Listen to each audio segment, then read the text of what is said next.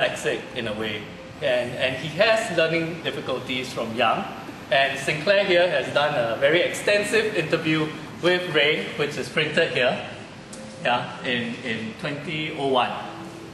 Thereabouts. Okay. And we want the entire text where this is from is in the file over there. And so is Apologia, as in looking at culture in the book over there.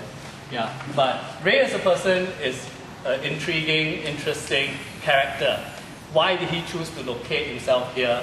Why did he choose to take on this mantle, this struggle, as a foreigner? And the collection of all these documents, the keeping, archiving, filing away of them, why he chose certain documents, how he made those choices, and how did it contribute to the eventual thesis. That were things that I was interested in investigating. Yeah. Any questions so far? It's amazing how you got this lead onto Ray, because prior to that, the gay activists in the early 1990s, like Alex Au and Joseph Low, didn't know anything about Ray. And all they quoted was Neil Peterson or something in their book, PLU. And so when he came up with all this incredible wealth of information, I was totally shocked at how he managed to get the lead to Ray when even the most prominent gay activists in Singapore didn't know a thing about Ray. So what led you on to Ray? I mean, when you talk about performance art, maybe the art community and the activist civil society community were somewhat dislocated at that time, as in they weren't talking to each other. Perhaps Ray was also in Singapore for a relatively short time.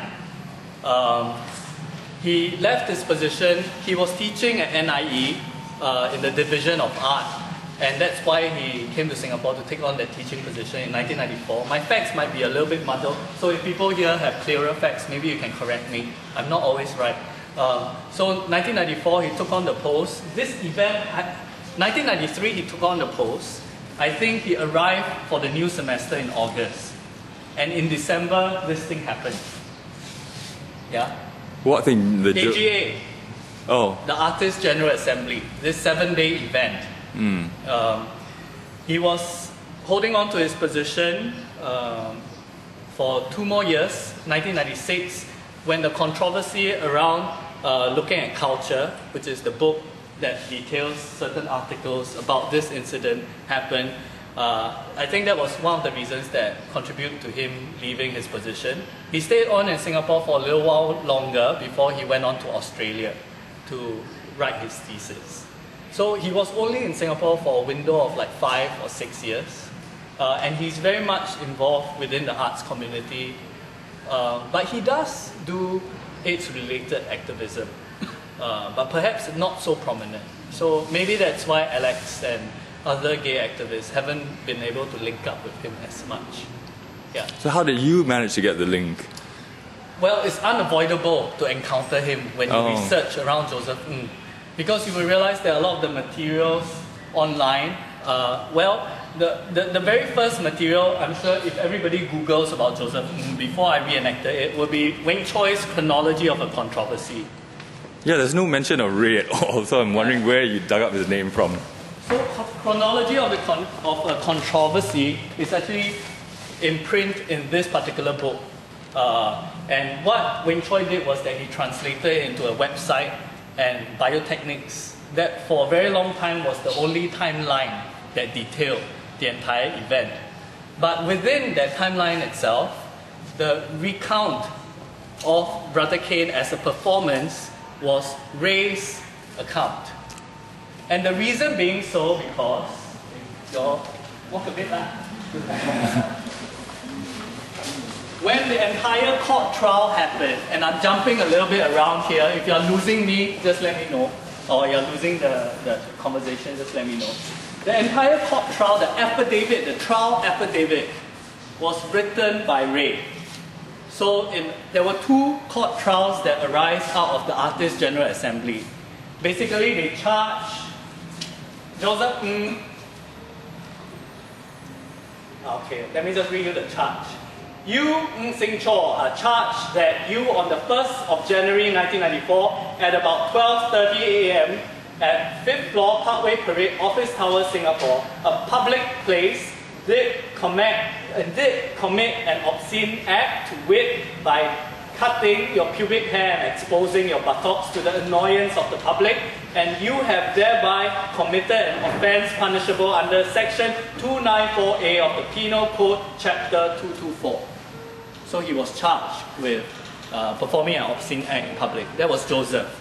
The second individual who was charged was Iris Tan, and she was charged for providing entertainment without a valid license. Okay? Iris Tan was the gallery manager of Fifth Passage. Clear? So there are two separate trials. Ray Langenbach provided the eyewitness account in the form of a trial affidavit to both trials. So he wrote down exactly minute by minute breakdown. If you read this document, 15 minutes, 1 minute, 5 minutes, 5 minutes, what Joseph did. Okay, and submitted it as trial evidence. So on official records, in the eyes of the government, Ray was the one that provided the account. And even in chronology of a controversy, you will discover that Ray's account was quoted from. So for a very long time, and even when I was reenacting it in Chicago, the account that I was basing it off from was Ray Langenbach's account. And the most interesting thing is that Ray's account is not accurate. And the reason why we discover it's not accurate is because Ray has a video documentation of the performance. And what's your next natural question? You will ask, why didn't he submit the video documentation instead of the written account? It was a conscious decision around that time that I think it's okay to say it because it's 20 years ago. And I think he also discusses it. We've talked about it over the performance that came, even in the post-show discussion. What Ray and his friends did after the show was to decide that it might be better for Joseph not to release the video documentation. So for a very, very long time, until last year, until the year before when I visited Ray in KL, I didn't know that a video documentation of Brother Kane existed. And a lot of people in Singapore didn't know or heard of the documentation but had never seen it before. And for a very long time, Ray was very, very wary. The story goes that he hid the video, VHS or high 8 tape, under the floorboards of the shed at NIE when the campus was still along Bukit Timah Road. So this is the new NUS Law Campus. That was the old NIE. And there was a particular outhouse where performances and other events from the Division of Art happened, and he hid the videotape under the floorboards. Yeah. So when I went to KL to look for Ray after I came back from Chicago, he told me that a video exists, and I was stunned. The second thing he asked is, do you want to see it? And I said, yes. And when I was watching it, you can feel the goosebumps because this is something that you heard about and you have never imagined that you could actually watch. And when I watched it, I realized that it differs from Ray's account in so many parts. The very first point of difference will be the wording.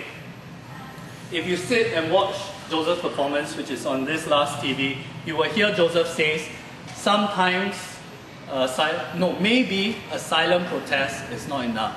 Then he takes a cigarette and he stuffs it out in his arm. When Ray wrote it down in his affidavit, he says, sometimes a silent protest is not enough. Okay, here, sometimes a silent protest is not enough, versus maybe a silent protest is not enough. It's a very, very slight difference. But that tweak changes, for me at least, the meaning and the intention of the performer. The maybe is very ambivalent. It's like maybe is offering up. The sometimes is a proclamation. Yeah? Sometimes a silent protest is a threat in a way. There's a certain aggression to sometimes.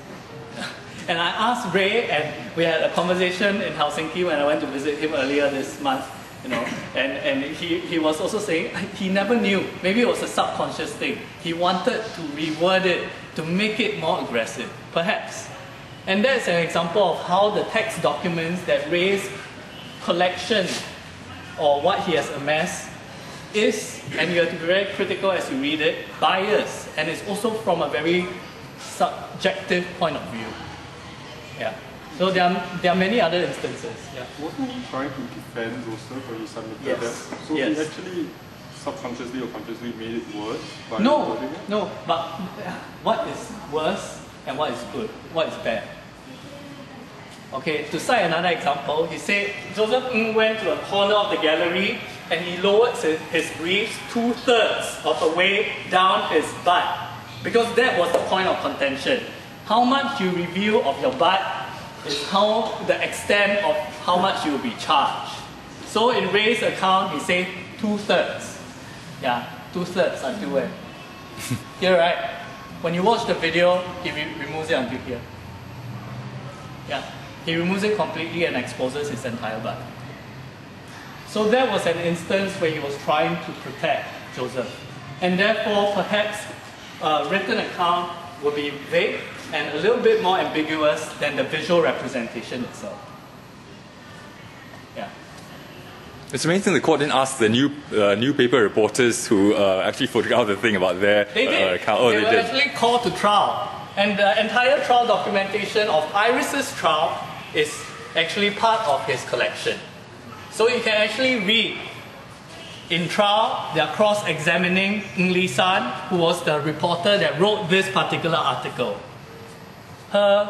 It reads very, very fast. It's very short because the questions by the prosecutor is very long and her answer is always the same. I cannot remember. I cannot tell. I don't have any memory of it. She didn't want to sabo him. I have no idea. But you read the quality of her responses and you compare it with the quality of Joseph's response. I mean, it's very clear. These are all documented for posterity in history. Yeah.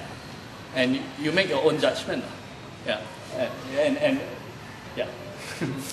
So Ray shot the video himself with his own high video camera. Yes, and that's also why it's very problematic.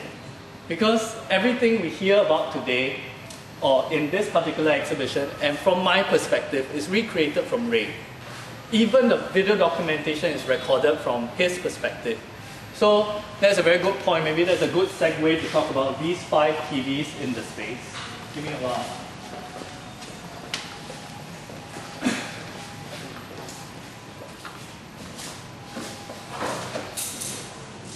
So the Artist General Assembly, the program is here, took place over 7 days from December 25th, 1993, all the way to January 1st, okay, 1994. What you see here, the 5 TVs represent the 5 days that he documented. Then you say, 8 or 7 days, how come only 5 TVs, right? That's exactly it, according like what Roy mentioned. There were some days when Ray was performing, and when he was performing, he couldn't, there wasn't a selfie mechanism at that time. So he couldn't document himself performing.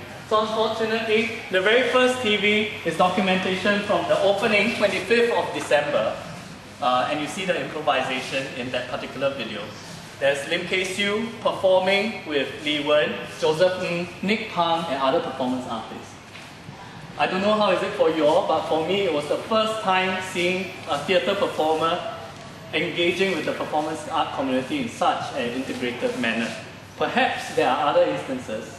You know, I know Theatre Works is very, very supportive. TNS is very supportive of performance artists.